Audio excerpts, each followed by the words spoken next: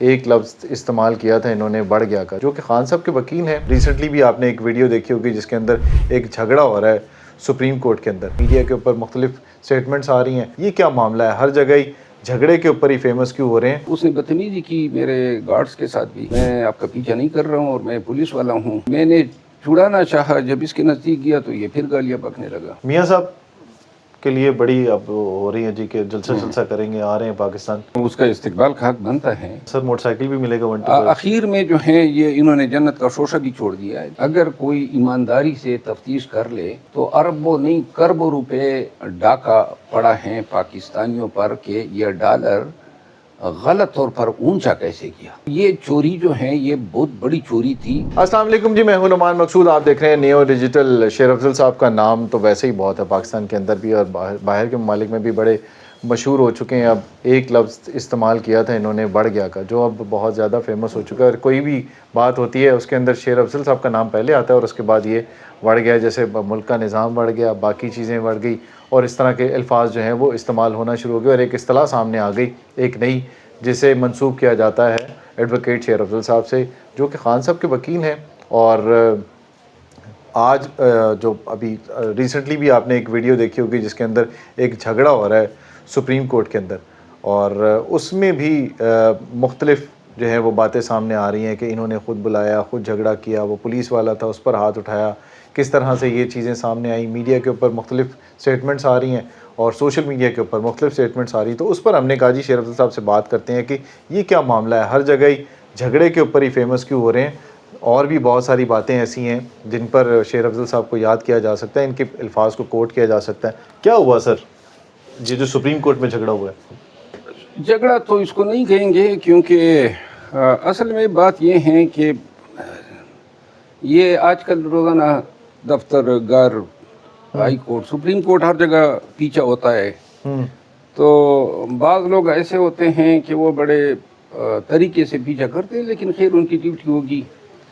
یہ آج ایک موٹر سائیکل والا تھا جو جس کو میرے جونیئر نے ہائی کورٹ کے باہر کہا کہ جی آپ مہربانی کریں ہمارے پیچھے نہ آئیں، تو اس نے کہا جی میں آپ کا پیچھا نہیں کر رہا ہوں اور میں پولیس والا ہوں۔ ان کی اس نے بدتمیزی کی میرے گارڈز کے ساتھ بھی، لیکن خیر میں روانہ ہو گیا کیونکہ سین بن جاتا ہے۔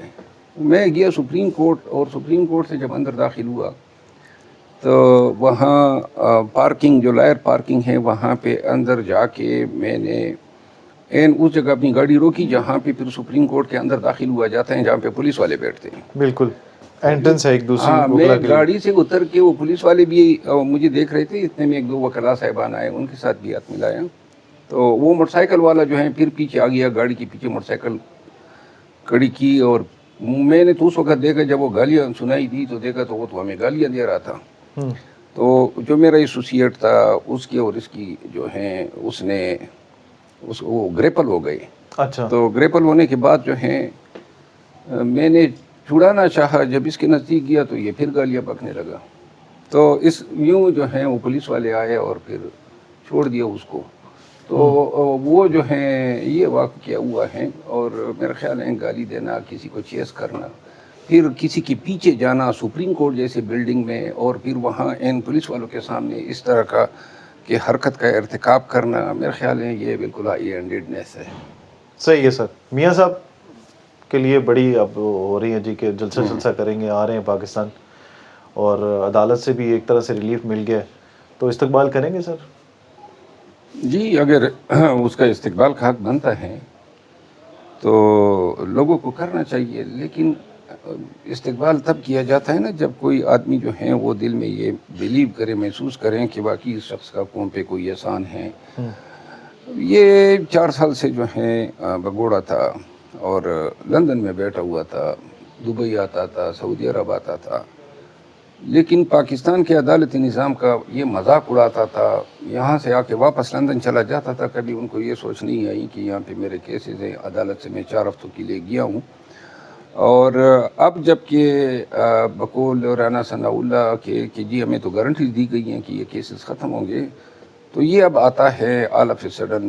اور اس کے بعد جو ہے نون لیگ، ساتھ میں ان کے جتنی بھی اتحادی پارٹیاں ہیں اور جو نئی بھی ہیں، ان سب کو اس ٹاسک پہ لگا دیا گیا ہے کہ ہر ایک نے ویگن بھر کے لوگوں کو لانا ہے تاکہ زیادہ سے زیادہ مجمع اکٹھا کیا جائے. جنت میں جائیں گے نا سر, موٹر سائیکل بھی ملے گا 1 to 5. اخیر میں جو ہے یہ انہوں نے جنت کا شوشہ بھی چھوڑ دیا ہے, تو لہٰذا یہ قوم کو دوبارہ بے وقوف بنانے کی سازش ہیں, اور میرا خیال ہے بے وقوف لوگ ہی جائیں گے اس کو وصول کرنے. تو سر آپ کو کیا لگ رہا ہے کہ اب سسٹم جو ہے وہ آگے بڑھتا ہوا نظر آ رہا ہے, یا پھر جو آپ کے الفاظ ہیں کہ سسٹم جو ہے وہ بڑھتا ہوا نظر آ رہا ہے؟ میرا خیال یہ ہے کہ ہم بڑے ہی غلط راستے پہ جا رہے ہیں بحیثیت قوم. کوئی یہ نہیں سوچ رہا ہے کہ جی ملک میں فیئر الیکشن ہونے چاہیے. ملک میں بہت زیادہ پولرائزیشن ہے, ہر طرف آگ لگی ہوئی ہے, کوئی دوسری کی بات سننے کا روادار نہیں ہے, بات بات پہ گالم گلوچ سوشل میڈیا بھرا ہوا ہے, اور بات سیاست سے نکل کے ذاتیات پہ آ چکی ہے. تو لہٰذا ایسی صورت میں لوگ دراندیشی کا مظاہرہ کرتے ہیں, ملک کا سوچتے ہیں, اپنے قوم کے مستقبل کا سوچتے ہیں. اب جس راستے پہ ہم گامزن ہیں تمام سیاسی قوتیں, اور جو ہم دیکھ رہے ہیں کہ جس طریقے سے الیکشن کروائے جا رہے ہیں کے پی میں, اور جن جگہوں پہ الیکشن کمپین شروع ہو چکا ہے, Jamaat Islami, ANP, PMLN campaign شروع کر چکی ہے, پاکستان پیپل پارٹی, لیکن ابھی تک کے پی میں ہمارے ورکر کو جھنڈا اٹھانے کی یہ ہے. اب یہ کس طرح فیئر الیکشن ہوں گے؟ ہمارے جو چیئرمین ہیں وہ یک کے بعد دیگر ان کے خلاف لغو بے بنیاد کیسز بنائے جا رہے ہیں, اور ابھی تک ہم یہ سن رہے ہیں کہ جی وہ پارٹی کو جو ہے ڈسکوالیفائی کریں گے, بیٹ کا نشان چھینیں گے. تو وہ ہمیں یہ مستقبل کی جو ہے عکس بندی کر کے بتا رہے ہیں. ان حالات میں اگر کوئی یہ سوچتا ہے کہ یہ ملک جو ہیں کسی یگانگت کے ساتھ یا کسی اتحاد کا مظاہرہ کرتے ہوئے کوئی ڈیموکریٹک پروسیس میں شامل ہوگا, تو یہ غلط گمانی ہے. اور پھر پاکستان تحریک انصاف کو اگر آپ الیکشن میں صحیح طریقے سے حصہ نہیں لینے دے رہے ہیں, تو آپ کروڑوں لوگوں کے رائٹ آف ووٹ جو ہیں اس کو بھی پامال کر رہے ہیں, اور آئین نے جو حق پاکستانیوں کو دیا ہے آپ آئین سے منافی سرگرمی میں ملوث ہو رہے ہیں. تو لہٰذا اگر کسی کو اس ملک سے محبت ہے, چاہے وہ سرکاری لوگ ہو چاہے سیاسی لوگ ہو, ان سب کو سوچنا چاہیے ڈیفالٹ کے دہانے پہ ہم کھڑے ہیں, سیاسی انارکی ہمارے ہاں ہیں, لا لیسنس ہیں, لا قانونیت ہے. ان چیزوں میں ضرورت یہ ہے کہ کوئی ڈائیلاگ ہو, کوئی یہ سوچے کہ بھائی ان سیاسی قوتوں کو کم از کم ورکیبل ریلیشن پہ لایا جائے. ڈالر نیچے آ گیا افضل بھائی, تو چیزیں بھی سستی ہوتی ہوئی نظر آ رہی ہیں. ابھی وزیر اعلیٰ پنجاب نے بھی, وزیر اعظم نے بھی میٹنگز کی ہیں, جی چیزیں ریٹ سستے ہو جائیں گے, کرائے کم ہو جائیں گے, پیٹرول کی قیمتیں کم ہو جائیں گی. تو آپ کو لگ نہیں رہا کہ سسٹم تھوڑا سا بہتر ہو رہا ہے؟ بات یہ ہے کہ اگر کوئی ایمانداری سے تفتیش کر لے تو اربوں نہیں کربوں روپے کی جو ہیں ڈاکہ پڑا ہے پاکستانیوں پر کہ یہ ڈالر غلط طور پر اونچا کیسے کیا. اور جب یہ ثابت ہوگا کہ اس سے کن کن بینک نے فائدہ اٹھایا ہے, کون کون مستفید ہوئے ہیں, تو بڑے بڑے نام جو ہیں آشکارا ہوں گے. اور یہ 1 سال سے زیادہ میعاد میں انہوں نے ڈالر کی فلکچویشن کی ہیں, اپنے مرضی سے ڈالر کو اوپر اٹھاتے تھے, پھر ڈالر جو ہیں اس کو نیچے گراتے تھے. اب یہ جو ابھی ڈاؤن فال ہے, ڈکلائن ہے, کوئی ایسا تو نہیں ہوا ہے کہ پاکستان کو کوئی قرضہ ملا ہے یا ہماری جو ہے ایکسچیکر میں کوئی ریزرو بڑے ہیں. آرمی چیف کا بیان آیا اور اس کے بعد جو ہے آپ نے دیکھا کہ دڑا دڑ, تو یہ چوری جو ہے یہ بہت بڑی چوری تھی پاکستانیوں کے حق پہ. اور اس کے علاوہ یہ PDM کے دور حکومت میں ہوئی ہیں, اور بینکوں کا کو آئیڈینٹیفائی بھی کیا گیا ہے. تو ڈالر نیچے آنے میں گورنمنٹ کا کوئی کمال نہیں ہے, اور نگران جو ہیں ان کے پاس تو کوئی نہ اختیار ہیں اور نہ ان کے پاس کوئی حق ہیں کہ وہ کوئی مانیٹری پالیسی کو کنٹرول کریں.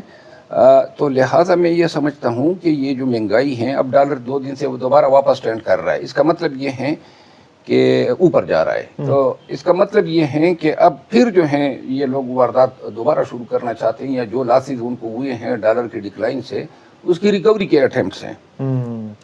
نقصان کتنا ہو چکا ہے اب تک, جو خاص طور پہ آپ کا, جب سے آپ جو ہے وہ اس معاملے کے اوپر سامنے آئے, عفنان صاحب کے ساتھ جھگڑا ہوا آپ کا, اور اس کے بعد سے ہم دیکھ رہے ہیں کہ مسلسل کوئی آپ کا پیچھا کر رہا ہے, کبھی گھر گرا دیا, کبھی کچھ کر دیا, کبھی کچھ کر دیا. تو کس قسم کی مشکلات کا سامنا کرنا پڑ رہا ہے آپ کو, لیکن آپ ڈٹے ہوئے کھڑے ہوئے نظر آ رہے ہیں. گزارش یہ ہے کہ میں, سب سے پہلے بتائیے گا کہ ہوا کیا تھا.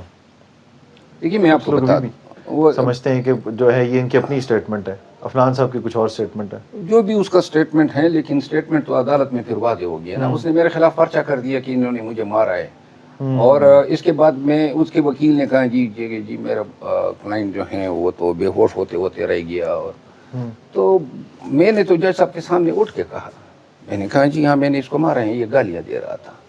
تو قانون اس نے مجھے پرووک کیا, اشتعال دلایا, اور گالیاں کیوں کر کوئی دے گا میرے لیڈر کو یا عمران خان کو.